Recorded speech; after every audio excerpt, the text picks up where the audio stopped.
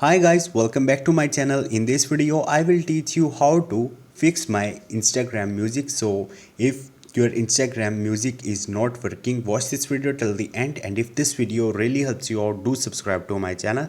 So first of all, you have to open your Play Store and you have to search for the Instagram mobile application. So simply I will write Instagram right here, and once you will do it, here you will see different options.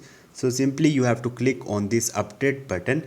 Once you will update your Instagram, after that go back and tap a while on the Instagram app icon and click on the info. Now you are in the Instagram application settings.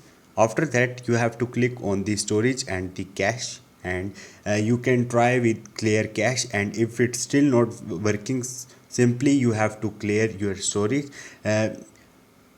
This thing will not delete your files of your Instagram, but yes, you will be logged out from your account. You have to log in again to use your Instagram, but after this you may be able to fix Instagram music. So this is the simple way. Hope this video will helpful for you. If you have any question or any confusion, just drop a comment. I will try to help you. Thank you.